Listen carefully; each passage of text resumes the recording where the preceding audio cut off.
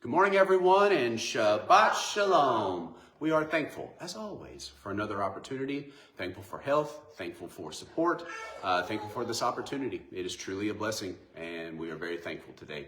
We're going to go ahead and start. If you would, let us all stand and turn to Ecclesiastes chapter 3. If you don't know Ecclesiastes chapter 3, it's a very popular section in the Bible. We'll talk a little bit about it today, just to get our baseline, to get our foundation. So Ecclesiastes chapter 3 and verse 1, to all there is an appointed time, even a time for every pursuit under the Shemayim, a time to be born, a time to die, a time to plant, a time to uproot, a time to kill, a time to heal, a time to break down, a time to build up, a time to weep, a time to laugh, a time to mourn, a time to dance, a time to throw away stones, a time to gather stones, a time to embrace, a time to refrain from embracing, a time to seek, a time to loose, a time to keep, and a time to throw away, a time to tear, a time to sow, a time to be silent, and a time to speak, a time to love, a time to hate, a time for battle, and a time for peace. What does the worker gain from his toil?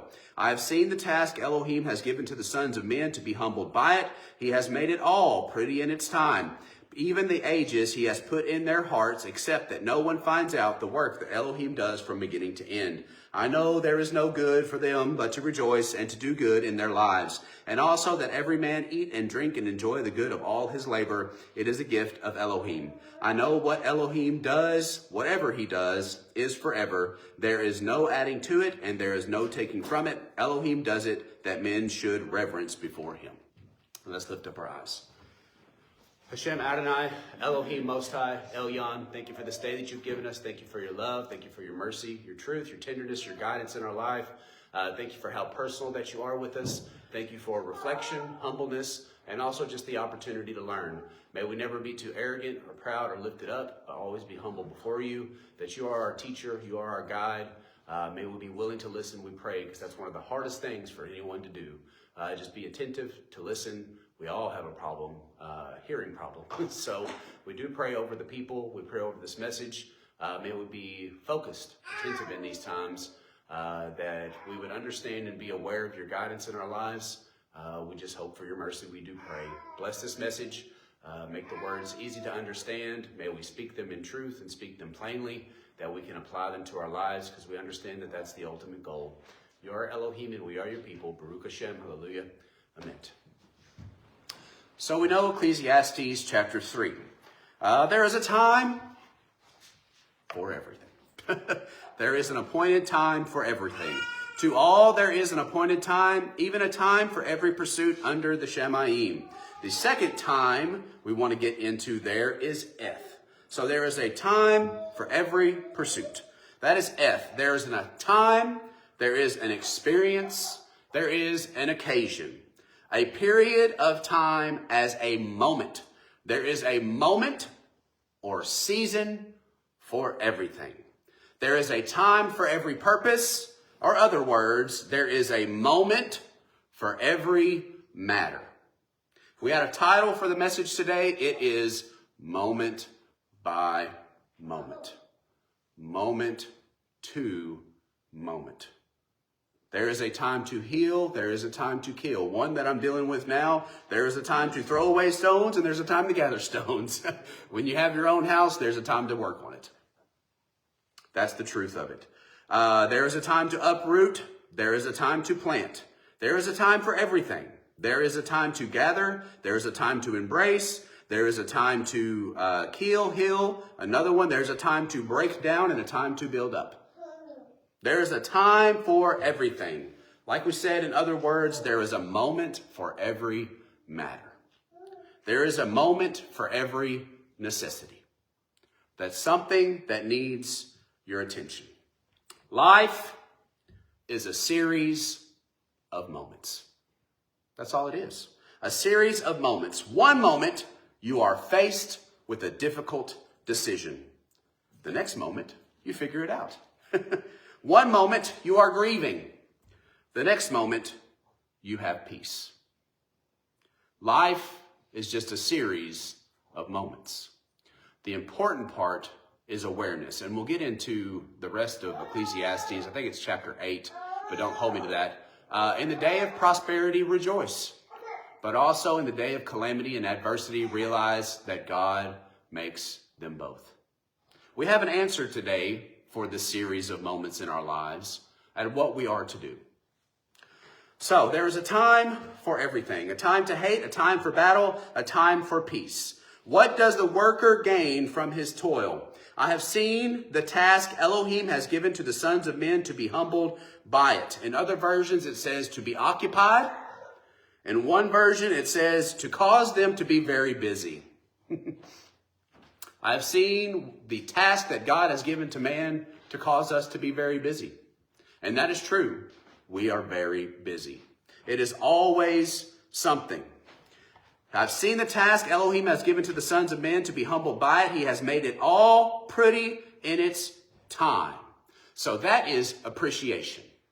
When it is time to live, time to appreciate it. When it is time to die, when you are ready and you are settled, you will appreciate the life that you have lived. And I also mentioned this too. If you imagine being on your deathbed, think, what are your regrets? I should have spent more time with my family. I wish that I would have worried a little less. I wish that I would have taken that opportunity. I wish I would have risked this. I wish I would have risked that. I wish I would have done this. Don't wait. Think about that. And that's also in Ecclesiastes. And it says that there is a time for everyone to die. And every man should consider this. And I think about that the older I get. 40 years old now, and you're not going to last forever. Your health is eventually going to deteriorate. Although I want to think that I can live forever, and I try to do my best to take care of myself, eventually your body's just going to give up. It just can't take anymore. So I have to tell myself and remind myself of that also. So even imagine being on your deathbed. What do I wish I would have done differently?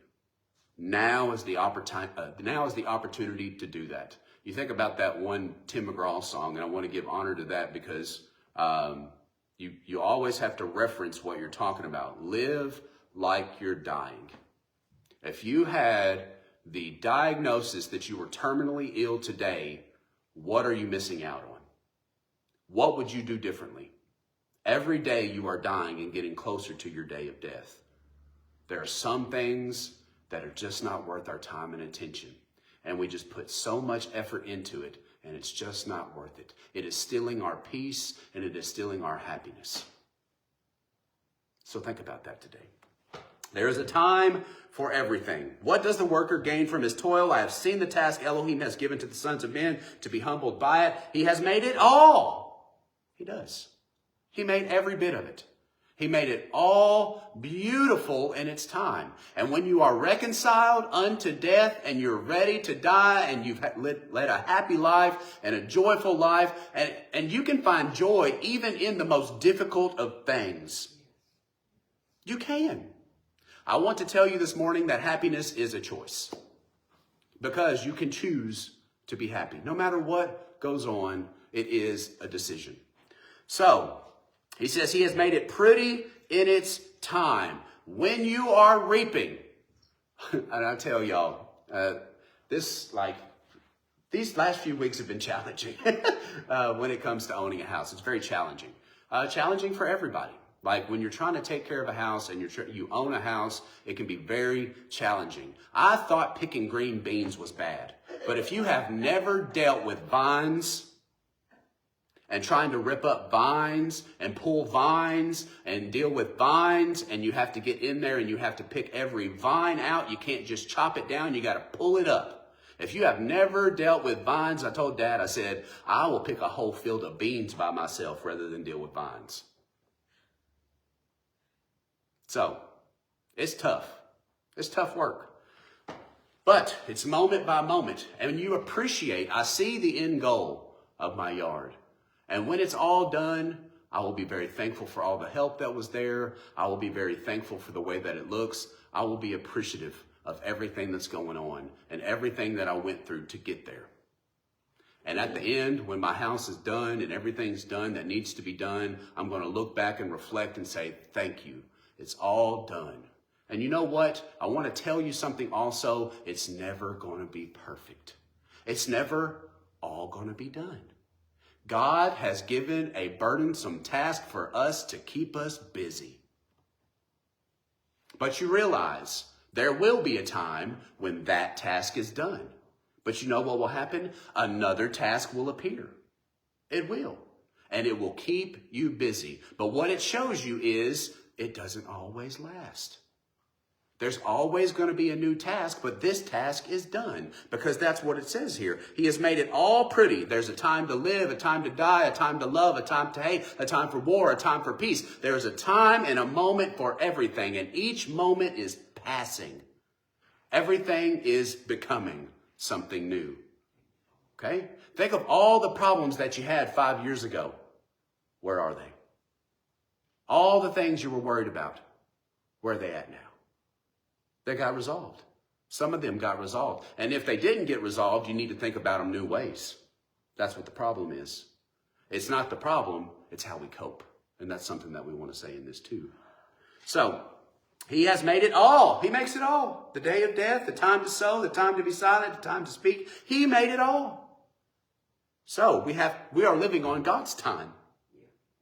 Once you realize that and you let go of your need for control, you can live a peaceful life, understanding that God appoints it all. So, he has made it all pretty in its time. Even the ages he has put in their hearts, except that no one finds out the work that Elohim does from beginning to end. We have two other different versions of this script, this section right here. We have the CJB, and it says, he has made everything suited for its time. Also, he has given human beings an awareness of eternity. So what we are doing is we are reflecting on this passes and this passes and this passes. It's a time to sow. It's a time to reap. It's a time to live. It's a time to die. It's a time to weep. It's a time to rejoice. It's a time to dance. It's time to cease from embracing. All these things, we see that they all have an ending. Everything ends. So we think and reflect within ourselves that there must be something that never ends. He has put eternity in the minds of the people. There is something, although everything is passing in this world, we think that there must be something that is eternal. There is something that's everlasting. He has put eternity in our minds. Okay? So, he has put in the human beings an awareness of eternity, but in such a way they can't fully comprehend from the beginning to the end the things God does. The Easy English says, I have seen the difficult work that God has given people to do. He has caused them to be very busy. God has chosen a good time for all things to happen. He has caused people to think about things that will continue forever. So, notice, I have a very busy life. What do they say? Too many irons in the fire, right? You got a lot of irons in the fire. So when you have a family, kids, dogs, you're probably getting anxious as I'm talking about. Oh gosh. When you have a family, kids, dogs, a house, a job, etc., you will stay busy. Always something, right? Change is the only constant. It's inescapable. And universal nature of reality is that everything changes, nothing lasts, and nothing remains. Even if you had a brand new house built today, it'll eventually fall apart. I do like one of the quotes that's in Psalms, and it says that if a man lets his roof sag, it will surely fall apart. So you have to pay attention to these things once at a time, right? So my yard needs the attention. I'm just giving you these things that I go through in my life. The yard needs attention. The grass needs to be mowed. You need to weed eat.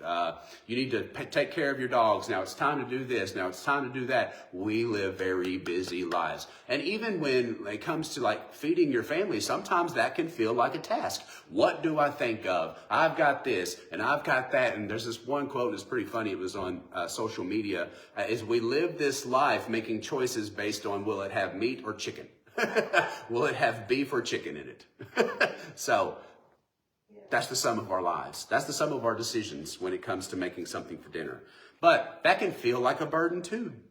Change is constant. It's inescapable, and a universal nature of reality is that everything changes and nothing lasts. The moment that you are in right now, the most important thing for you to be doing is paying attention, but you know what? This moment will pass too. And then you'll be in your vehicle, and you'll be at your house. And before you know it, you'll be at your job. And before you know it, you'll be on your deathbed. So what's important? Each moment has its own necessity. It says there's a moment for every matter, and God has made them all. So, nothing remains the same in any 2 consecutive moments. This keeps us busy. This is the work of utilizing, coping, and becoming aware of how to appropriately be in this moment. Okay? When those things fail and when those things come about, that is the most important thing for you at that moment, and it needs your attention. When it is time to reap, you need to fully put your attention in the time to reap. When it is time to embrace, and that's what we miss out on. I've told you before, sometimes I'll be on the treadmill at the gym and I'm thinking about everything else that needs my attention. And when you're with your children, you're thinking about everything else that needs our attention. Guilty. I'm guilty of it. We miss out on the most precious moments because we're worried about everything else. And I told you it will never be perfect. The purpose of life is what? Living. Living. The answer is in this too. He says that there is nothing more good. There's nothing, and gooder is not a word. So that's nothing more gooder. Okay, there's nothing more good than for man to rejoice and do good in his days. Nothing. So when you're pulling those weeds, or when you're pulling those vines and you're dealing with them and you're frustrated, car seats. That car seat this week, it got me. I was very frustrated with that car seat. But you know what? The car seat's in now. It's over. It's done. Every moment has its necessity, has its matter. And you know what? Now I'm glad it's over. But it's over. So, this keeps us busy. But we need to understand how to utilize, cope, and become aware of how to deal appropriately with this moment. Okay? And if we could, just for a moment, take a breath. You know what that does? It helps you to focus. And today we'll talk about the 2 different parts of your brain. Okay? The amygdala, which is the stress sensor. It is the one that is scanning continually for deficiencies and threats. And also your, what is it called? I'll have to look for it here in a second. It's the cortex, the prefrontal cortex. It is the one that is for decision making and paying attention and focusing. And you're continually battling between these 2. Okay? So we'll talk about how we deal with things. This keeps us busy, right? It's not the situation, and I repeat this to myself. It's not the situation that is the problem. It is how we're coping with it. It's how we're dealing with it. Because people go through situations all day, every day in their life. It's not the situation. It's how you deal with it. It's how you view it. Do you feel like it's an all end? Or do you feel like I need to work through this and figure this out? So it's not the situation, it's our coping. How we cope with it and how we deal with it. So the moments pass. They pass.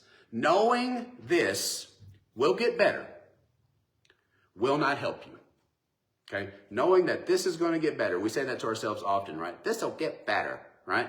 Just knowing that this will get better is not going to help you, but believing that things will get better will help you. And you will be able to see things getting better. Okay? We often forget about the things that we've already done. Because what's present is what weighs on our mind. But look at all the things that have already been done. 3 weeks, almost to a month of working on that yard, and it's getting somewhere. But I don't think about that. What do I think about? I think about the next task. I think about what needs to be cleaned up next, and not the hard work and the appreciation for what's already been done, and the help and the support that we have. So, and that will change your mindset, and we'll get into that. So, it's not the situation that is the problem, it's how we deal with it, how we cope with it. This moment passes. Knowing things will get better, it will not help you. Believing things will get better, it will help you. I think about the 3 Hebrew children, and I almost put that in there. They said, you will bow down to this image. Whenever you hear all these types of music, you will bow down. And they said, we will not hesitate to answer this for you. You know why? Because they were not worried about what's gonna happen.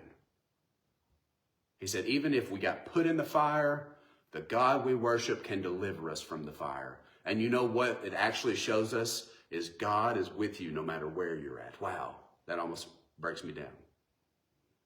No matter where you are, if you are in the fire, God is there with you. He will send an angel to take care of you in the fire. So, God has given us the ability to meditate on eternal things. The problem that you're dealing with right now, or whatever that you're going through, realize it's only temporary. It's not eternal. Something will change. Something will happen. God has given us the ability to meditate on eternal things. This moment will pass, like all the previous moments that you've had. So, notice, and if we could see it through this mindset, He has made everything beautiful in its time. I have not learned a lot about how to take care of a house over my life and over my living, but I'll learn soon. I'll know, and by the end of it, what I have learned, I will be able to help others. And I plan on passing that down, just like my father passes it down unto the next generations. So you've got to look at it in a way where it brings light to the situation. And then I think about it in a good way. So God has given us the ability to meditate on eternal things. Reflect on your daily tasks and ask yourself, will this be forever? And it won't. It will not. It can't. Because everything in this world is passing. Everything in this world is becoming. It's passing on and becoming something new. And we've given you the example before. Spring turns into summer, turns into fall, turns into winter. It is always passing. So also we've talked about too, the wisdom is that we suffer from attachment because we want things to stay the same, and they can't. The world is dynamic. It's always going to be changing. So the more that you try to attach yourself to something, the more suffering you're causing yourself. Everything changes. So what's the answer? He has made all pretty in its time, even the ages He has put in their heart. That means eternity. He has given us to consider that this will pass away. This is not going to be forever, because there is something that is forever. Eternity and God. So, except no one finds out the work that Elohim does from beginning to end. So you cannot find out everything that God is doing. And that's good. That's really good, because you know what? We often think about the negative things and the bad things that can happen. And I love this because people are trying to shift their mindset. And it's something that's popular now, is shifting your mindset. Why don't we think of all the good things that could happen? The way that things could go according to plan, and the way it could go, right? And I want you to get this also, that things are not always going to go according to plan, because it's not your plan and it's not your purpose. You can only work, and the best skill that you can have is the ability to adapt. If you cannot adapt to change, and if you're expecting things to go one certain way and only one way, And then when you're dealing with it, it doesn't go that way. If you can't adapt and make the turn and change with it, it's going to cause suffering. We are adaptable creatures. That's what our ancestors did. When it started to rain and it started to get hard and everything started getting difficult, what'd they do? They were nomads. They left, they adapted, they changed. We have lost that skill because we want things to be permanent. And that's what causes our suffering. So, he says all of that, except that no one finds out the work that Elohim does from beginning to end. Number 12, verse 12. I know there is no good for them to do but to rejoice and to do good in their lives. So what's your task? What's your task? Your task is to rejoice. There is nothing better for you to do than to understand that God has made it all and for you to rejoice in that moment. And you can rejoice in any moment in your life.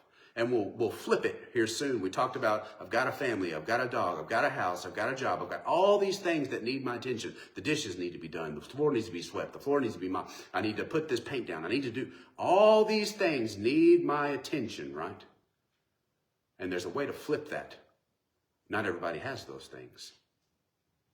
And there are some people, and if you don't understand that everybody at any time will find a reason to complain about something. It's funny. Oh, I want it to be warm, right? Oh, I hate this cold weather. But then when it gets warm, it gets really hot and people are complaining again. So people are unsatisfied. The people that want children can't have children. And the people that have children don't want children. We just can't be satisfied. We're so unsatisfied. And that's just the reality of humanity. That's the way we are. We always want something new and something different. So there is nothing better for us to do than to rejoice. When it's time to reap, people are wishing they were sowing. I can't wait. And you think about potty training, right? So like pretty soon, we'll probably be potty training our youngest. So you think about potty training, right? Man, I can't wait to get rid of those diapers. Eventually that will happen. But right now, I've got to deal with the diapers. Moment by moment. There is nothing better for us to do than to rejoice and do good in our lives. So let's talk about rejoicing. Rejoicing is samak. It is to rejoice. There is nothing better for us to do than to be glad. Brighten up. Wow. Cheer up. There is nothing better for us to do than to be good all of our days. That's Tob. To be good, to be rich, to be excellent. The way that it described it is beautiful. It is a house surrounded by grace, beauty, love, health, prosperity. It is something that is functional. There is nothing better for you to do than to rejoice and do good. Love the game. We talked about that before, right?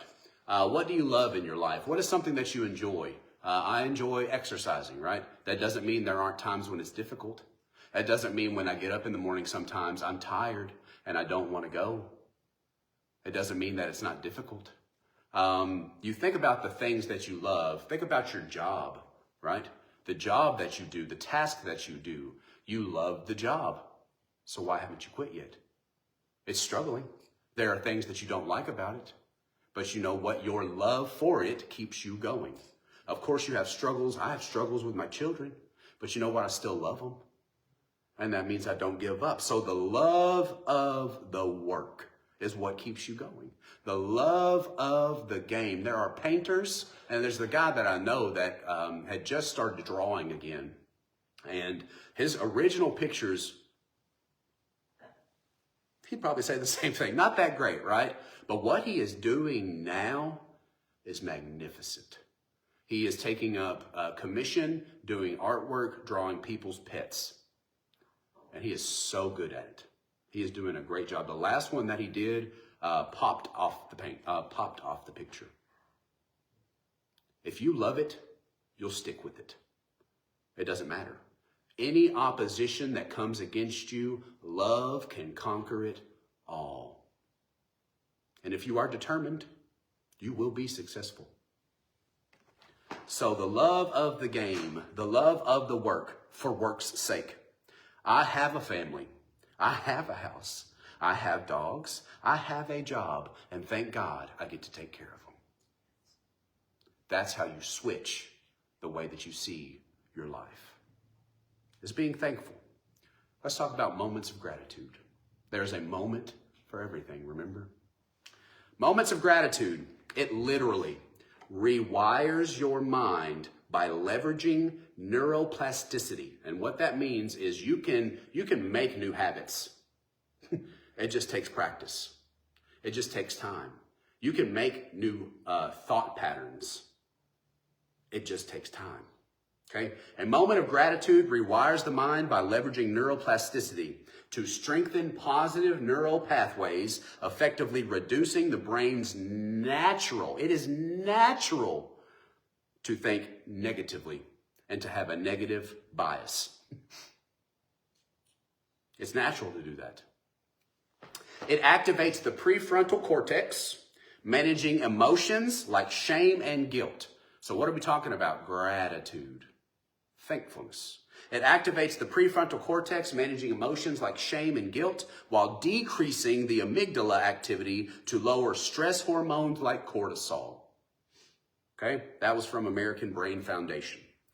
What does a moment of gratitude do? It boosts feel-good neurotransmitters. Gratitude triggers the release of dopamine and serotonin, the neurotransmitters responsible for happiness, motivation, and pleasure. A moment of gratitude calms the fear center by decreasing activity in the amygdala, that is your threat detection system, okay? Your amygdala is continually scanning for threats. It is scanning for deficiencies, okay? But a moment of gratitude, it decreases the activity in the amygdala. This is consistent gratitude makes the brain less reactive to stress and more resilient. It rewires positivity. Through neuroplasticity, exercising the brain to default to positive thinking, making it easier to notice and appreciate good things rather than focusing on threats and deficiencies, which is what the amygdala does. It reduces stress and anxiety by lowering cortisol and stimulating the parasympathetic nervous system. If you don't know what that is, it is responsible for calming you down. That's what it does. So, gratitude acts as a natural, calming, and restorative force. It enhances brain functions. Activating the prefrontal cortex improves decision-making, emotional regulation, and self-reflection. That's from TED Talk. And then long-term impact. Daily journaling creates lasting neural changes. That's changes in your brain. Essentially training the brain to become more compassionate, resilient, and inherently happier over time. TED Talk. So, there is nothing better than to rejoice and do good in our lives. And also that every man should eat and drink and enjoy the good of his labor, for it is the gift of Elohim. Once it's done, you might have been aggravated with it during it, but once it's done, rejoice and be glad. The car seat is in. Rejoice and be glad. So, I know that whatever Elohim does is forever. There is no adding to it, and there is no taking from it. Elohim does it that men should reverence before him. And everything is beautiful in its season. Ecclesiastes chapter 7.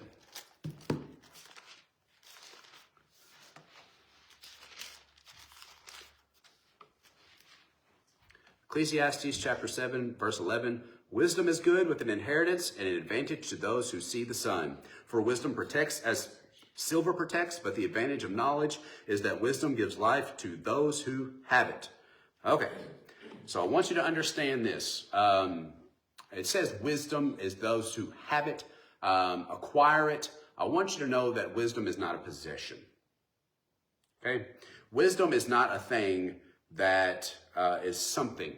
Wisdom is not a thing, it is something you have, something you are. So, it's not a possession. And you think about this, right? When you see a person that has wisdom, what do you say about them? They are wise. They are wise. So wisdom is something you are. It is not something that you have, because there are wise fools. Anybody can read this book. Anybody can read any instructional book. Anybody can read any map. And if you cannot navigate with it, it's not serving you. And that's why a lot of people teach religion, but when they teach religion, they only want to use it so they can prove other people wrong, or they can use it to bash people, and they're missing out on the essence of the teaching. If you are not applying what you have been reading and understanding it in order to make it a part of your life, you're missing out. So a lot of people are missing out because they're not listening. They're not applying. We have a hearing disability. He says your ears are dull of hearing. It's because we're not listening. Why are we not listening? What is the reason we don't want to listen?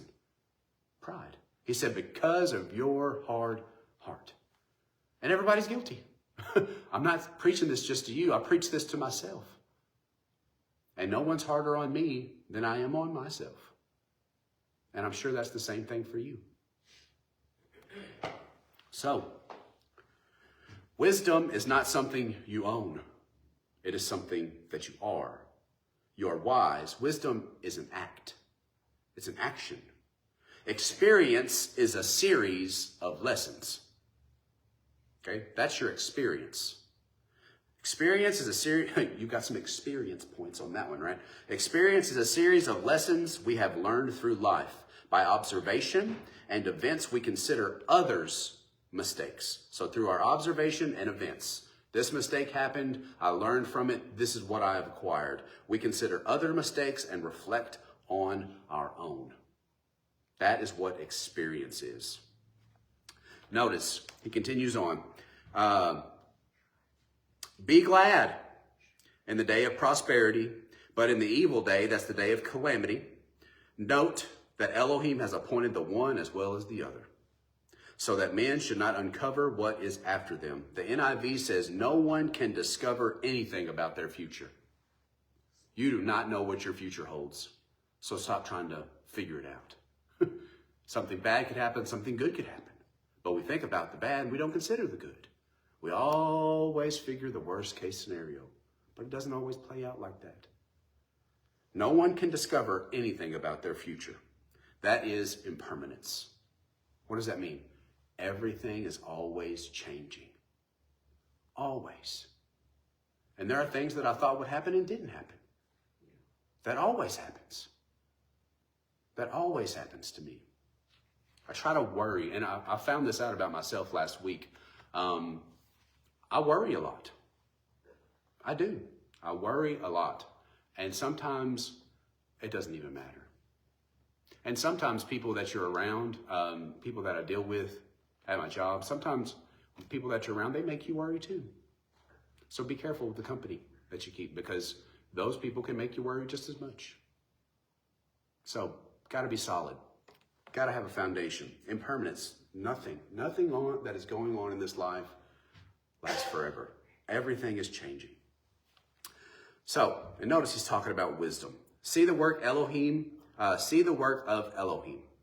For who is able to make straight what he has made crooked? Be glad in the day of prosperity, but in the evil day take note that Elohim has appointed the one as well as the other, so that man should not uncover what is after him. He made them both, and they are both beautiful in their time. If you can see that, there is nothing better than for man to do good and to rejoice. I have seen it all in my days of futility. Verse 14. There is nothing that God has made straight that can be made crooked. Be glad in the day of prosperity. But in the day of evil, take note that Elohim has appointed the one as well as the other, so that man should not uncover what is after him. Wisdom is something you are. Experience is a series of lessons we have learned through life. By observation and events, we consider other people's mistakes and we reflect on our own. God has made them both. When you are in the moment of joy, this is what we miss out on. When you are in the moment of joy, enjoy it. In the day of prosperity, be glad. But it takes awareness to notice that. I am guilty when it comes to missing out on the opportunity of enjoying a moment because I'm thinking about everything else that's going on. Job 23, and we'll close out.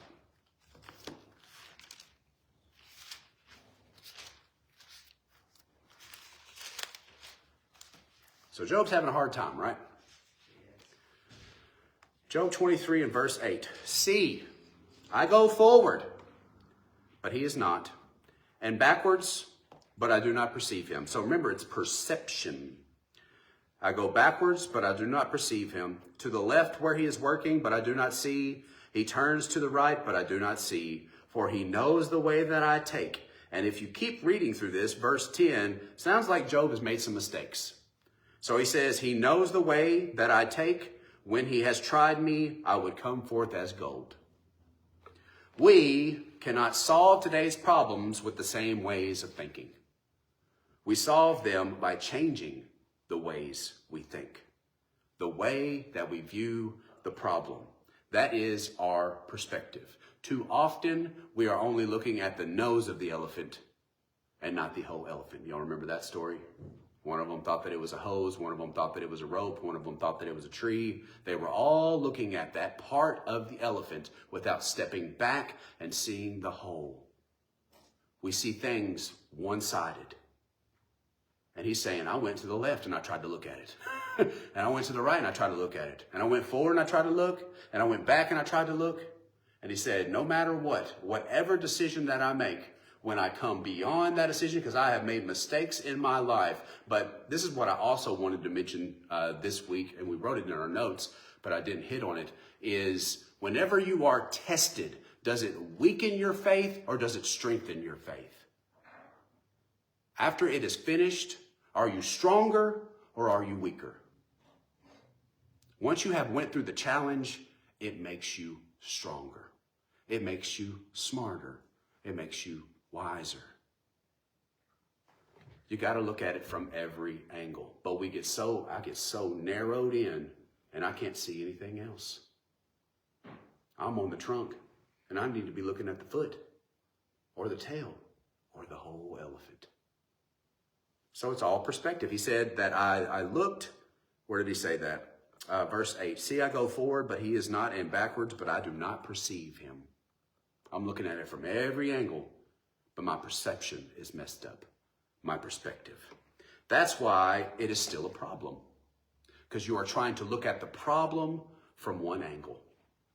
That's why it's still a problem and you haven't figured it out, because we are all trying to change it with the same thinking process.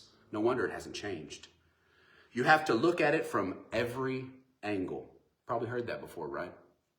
Top to bottom, left to right, up and down. And what Job says at the end of it, he knows what I'm going to do. And if I've made a mistake, by the end of it, I'm going to come out like gold. He knows the way I choose, and when I am tried, I will come out like gold. Change your perspective. How you decide to respond to the event. That is our responsibility. If you want things to change, you have to change. That's it. If you want things to change, you have to change. If you will change, everything will change for you. Change doesn't start out there. Change starts within. All change starts with you. Both those quotes are by Jim Rohn. The end. So, reflect. Understand God has made it all. Everything is always changing. One of the greatest skills that we need to acquire is the ability to adapt, because it does not always go as we have planned, and nothing will ever be perfect. God has put eternity into our minds that we would realize that everything is impermanent. But there is something that is long-lasting, and that is God. He is the rock of our salvation, something to trust in, and no matter what's going on, it will pass away, but he never does. Shabbat Shalom. Baruch Hashem.